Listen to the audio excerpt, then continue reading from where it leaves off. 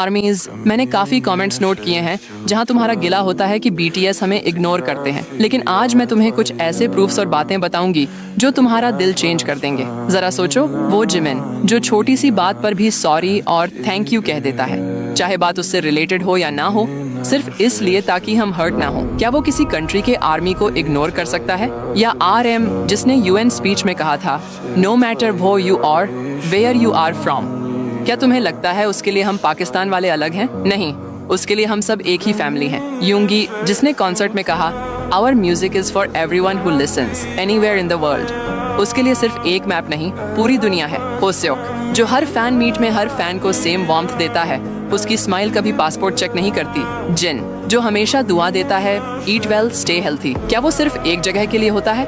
बिल्कुल नहीं।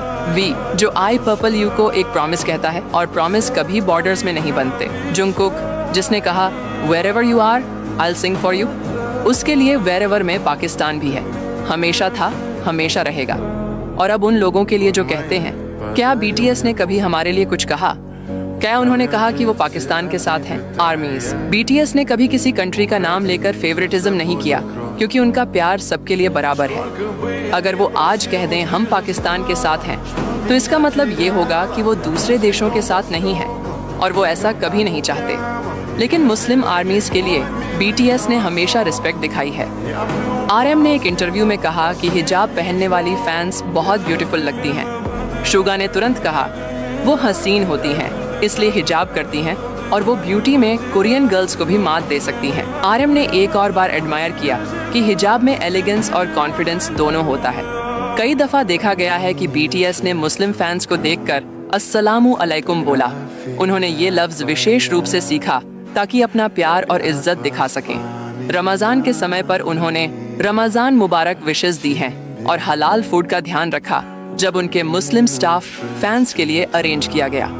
कॉन्सर्ट्स में जब मुस्लिम आर्मीज नमाज के वक्त साइड में चले जाते हैं, BTS ने हमेशा उनका वेट किया, उनके लिए परफॉर्मेंस स्लो की या रुकवा दी।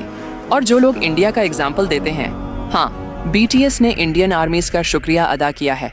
जब उनसे सवाल पूछे गए, उन्होंने इंडिया में कॉन्सर्ट की बात भी की, लेकिन इसका मतलब ये नहीं कि वो पाकिस्तान को इग्नोर करते हैं। अगर हम भी ज़्यादा एक्टिवली अपने प्यार का इजहार करें और इंटरेक्ट करें, तो वो हमें भी उतनी ही ओपनली मेंशन करेंगे। मीडिया कवरेज और फैन इंटरेक्शन हर कंट्री में अलग होता है, लेकिन दिल में उनका प्यार एक ही है।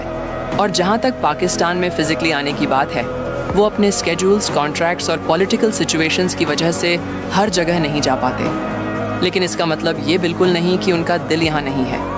आर्मीज BTS का प्यार कभी पासपोर्ट या बॉर्डर का नाम नहीं देखता। वो हम सब से एक जैसा प्यार करते हैं, चाहे हम सोल में हों, न्यूयॉर्क में, मुंबई में या लाहौर में। अगर तुम्हें भी लगता है कि BTS का दिल हम सब के लिए एक ही तरह धड़कता है, तो कमेंट्स में लिखो, वी आर फैमिली।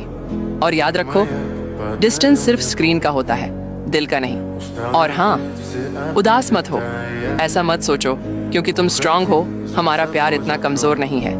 और अगर कभी ऐसा हुआ भी, तो बस BTS पर और अपने प्यार पर भरोसा रखो। ये सोचो कि कोई रीज़न हो सकता है, पर ये मत सोचो कि वो हमें इग्नोर करते हैं, ऐसा कुछ नहीं है। और अगर फिर भी शक हो, तो एक बार उनकी फ़ोटो को गौर से देखना, उनकी आंखों में देखना, फिर फैसला करना।